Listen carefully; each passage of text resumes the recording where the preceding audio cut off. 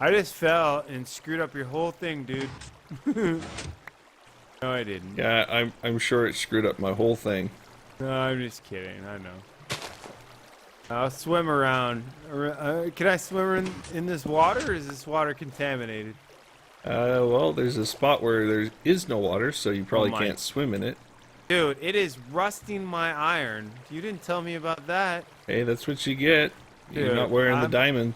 Oh, by the way, you don't know. You don't know, but I have the new law firm going up on the server, so. I saw you representing somebody. You gotta be careful. You gotta be careful. If you're gonna rust my iron, you better put a sign that says your iron will rust. Did you see I already put a disclaimer at my villager trading hall saying that I am not responsible for falling off of the structure?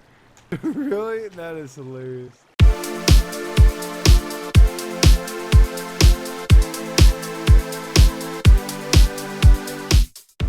Alright, so we're over at the Iron Titan and we're going to make some repairs.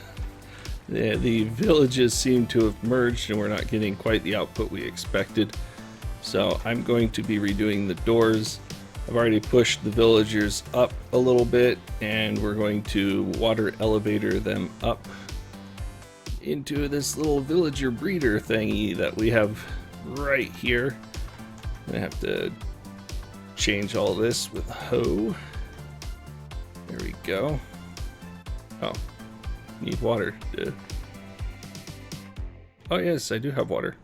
Alright, so they're going to have water elevator up to there. Then we're going to kind of have them come down into here, maybe a water drop, so they fall safely.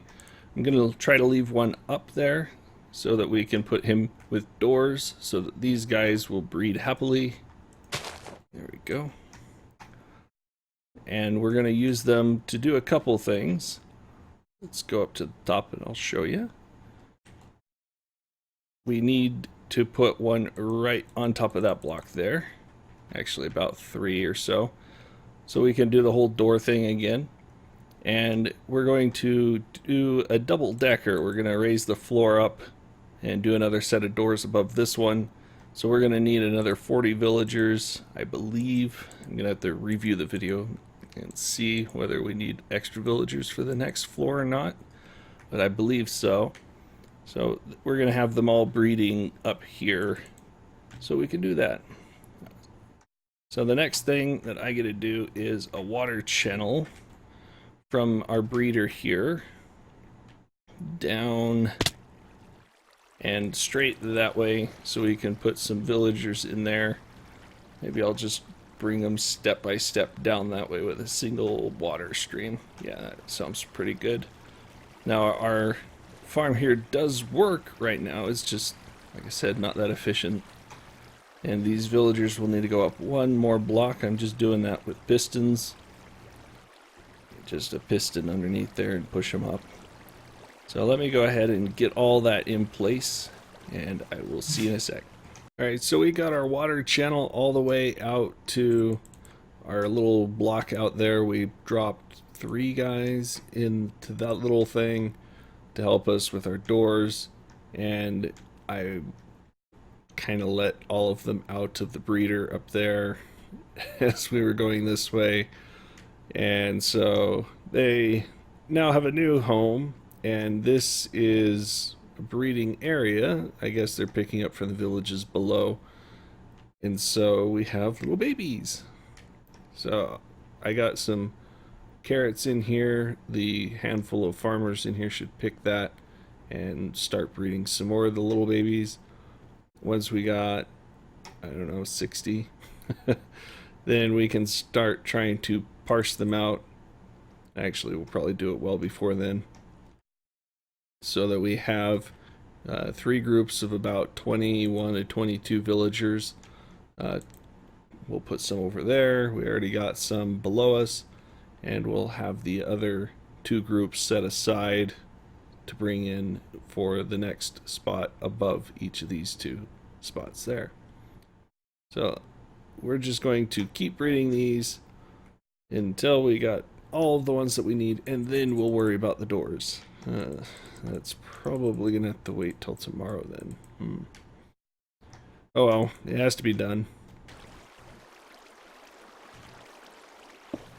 Well, when placing these little markers on the floor pieces, it is very important that you face north. See, north, I marked it with a torch, and these are accidentally reversed, so I'm having to restripe the floor here so we can actually get started with the doors. So it shouldn't take too much more. Fortunately, since HIP actually had this running before, we actually have wrong place.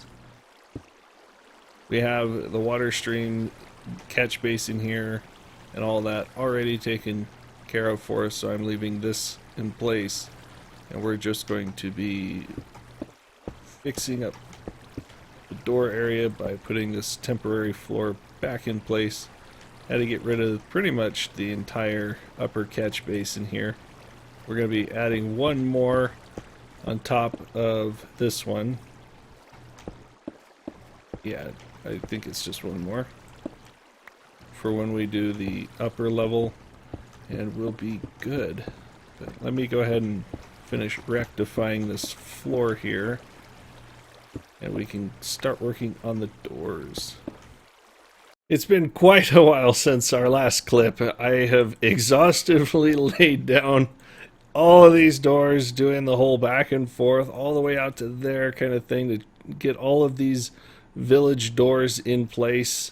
And I must say, it's a lot of doors. It really is. I can definitely see why HIP is like, oh, we'll just stick with the 32 for a second until we get some more time to do the next level up. But I've gone ahead and got all of these doors replaced here so that we can go ahead and now break out these center doors here from here all the way over to leave the final doors in their place and get that catch basin back here in the middle. I think then we'll drop the villagers and lay out one of these floors yet again for the second level, and we'll be a little less pressed for getting that done due to the bottom floor still being able to produce golems and burn them in our little drop chute. But I'll have to double check with the tutorial video and see if that's actually what we're going to do. We'll have to push those guys up, but I think that's what it involves. So let me go check on that, and I'll break all these doors out, get the next floor set up, and maybe even show you a little bit of building the center catch basin again now that we got all this ready. We are back, and no, it is not what you were expecting. We have no doors. None.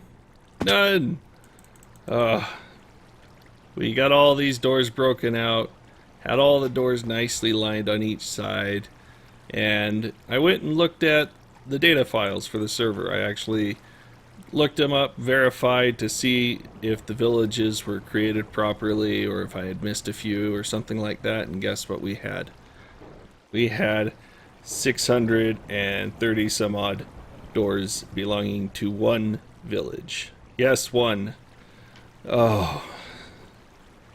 We have Spigot installed for the server, and apparently it breaks Iron Titans.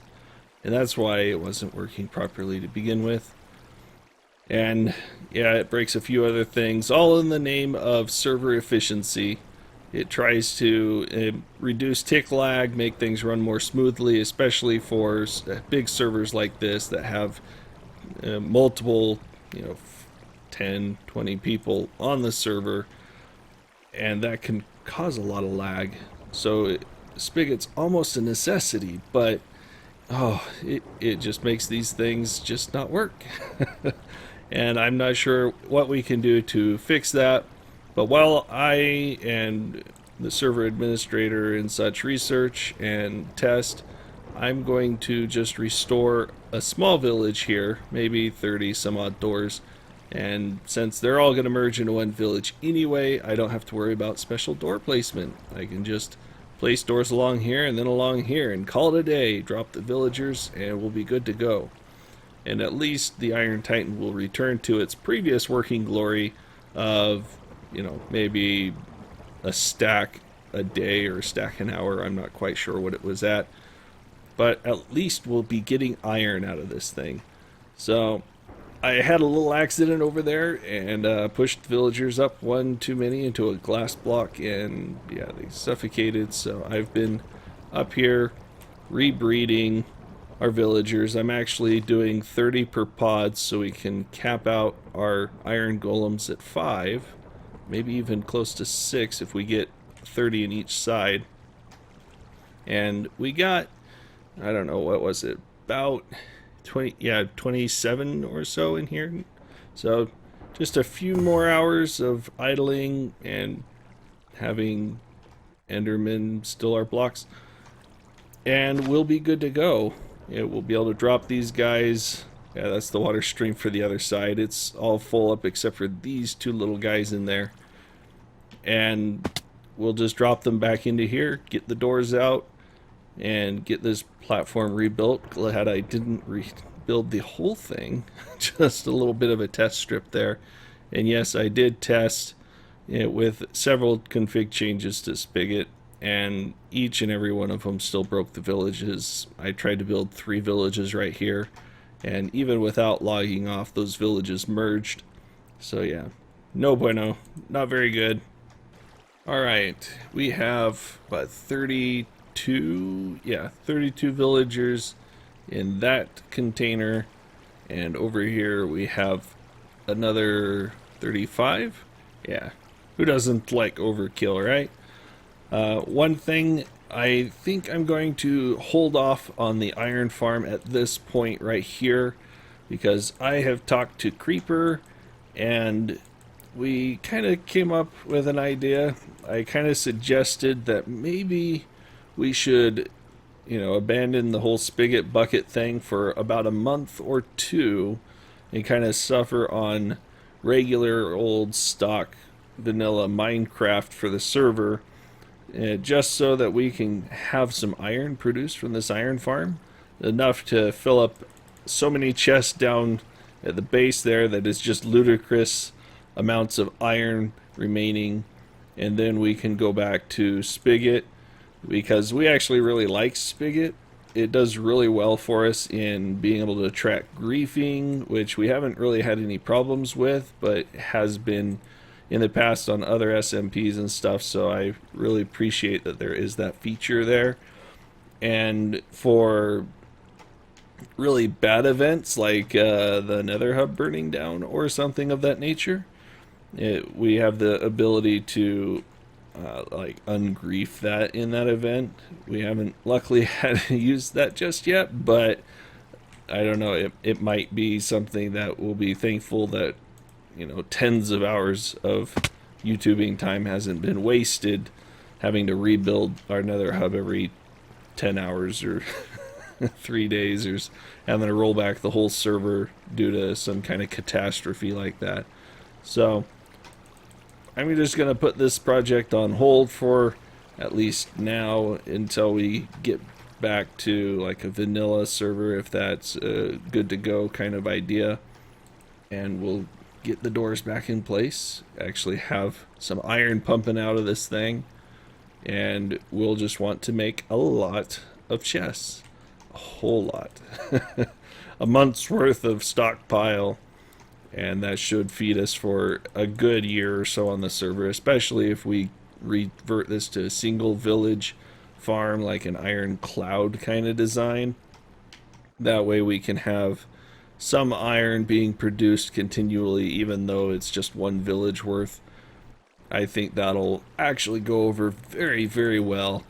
So let me go ahead and pause here and find something else to do.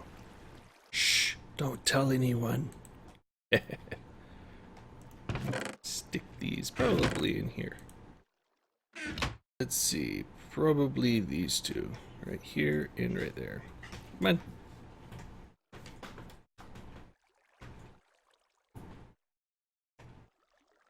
And there he is, a little white one. Welcome back to another exciting episode of Rescue in the Nether. We are actually going to rescue the unknown this time. He has ran off to Omega Taiga biome way to the north of us. So fortunately, we already had that path that we used to get out to the ice spike biome. And so that's going to drop us off about 3,000 blocks by where he's at. And that's a significant distance closer than the 12,000 blocks away from a town that he is. So let's head on over there. I got some obsidian to make a portal so that we can rescue him. He gave us the exact coordinates, so we're just going to make a nice little path over there from the ice spike biome portal, and we will see you in a bit. Alright, we have arrived at the coordinates that the unknown gave us, and I have set up nice little safe house here for when he comes into the nether. Let's see where this drops us out at. Oh wow. Okay, he's got a little Taigia here. I don't yeah, cold Taigia. So looks like he has a little bit of a wheat farm. I don't see much of a base though. He's got torches, a bed, some chests. Not much of anything though. I feel kind of bad for him. He's been stuck out here for a long time, guys. Long time. But he has a portal now. I'm sure he'll be excited to see that. Ooh, sand. Ice? Yeah. Nice little spot. But I'm sure he'll be glad to be able to make it home. He's not online at the moment. He had to go somewhere real quick, but oh look. He's got sugarcane, the makings of a house. Yeah, he's got himself a nice little spot here. Maybe he will like it and come back. I don't know. But he's got an easy access here now. So I'm just going to go back through. And I'm sure he'll appreciate when he's back on. Let's see how well our new horse does. Come on. You want it? Yeah, you do. Yeah, you do. Come on. Tame, I say. Tame. Oh, nothing yet. Oh.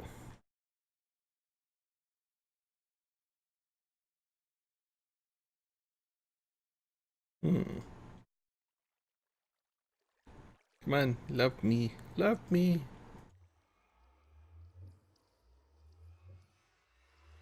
And he kicked me off.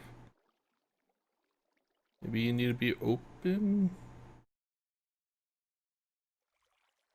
He's not getting an opportunity to spin around or anything, so let's see if this helps.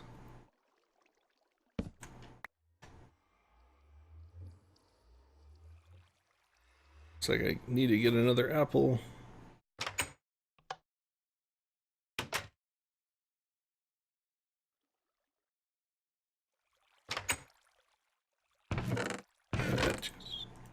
There we go.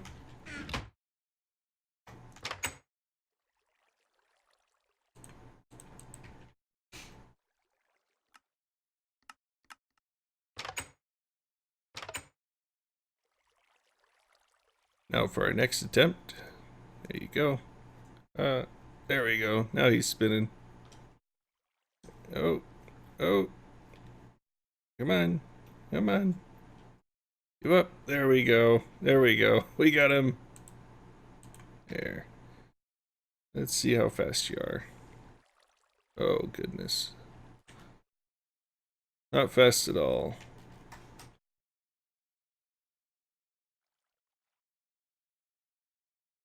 You're very slow, Poke. Look at that. He's barely walking.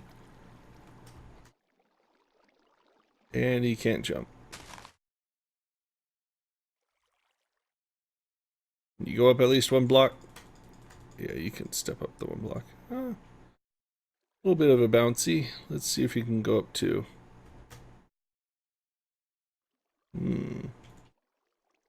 Doesn't look like it. This is a terrible jumping horse. Somebody's going to the glue factory. Poor horsey. Alright, we're gonna get a replacement for Mr. Glue Factory there going by doing that and that. Let's see, what color do we get this time? Oh, looks like just like the whatever you are, mother or father or something. Brown with some white spots. Nice. Let's see what you'd grow up to be. The white one's pretty fast. This one's not much of a jumper, but we'll see what he comes out as. So this horse turned out a little bit faster. Actually kind of pleased with it. It doesn't jump very high, as you can see, but at least it's a little faster. We'll have to keep reading. But we are out of time today. I hope you've enjoyed this episode, and go ahead and leave a like, do subscribe, and check out next time. I did kind of give a hint at what we're going to do next time, so I hope you caught it. I didn't actually say anything, but if you were observant, you might have seen. But we will see you next time. Bye.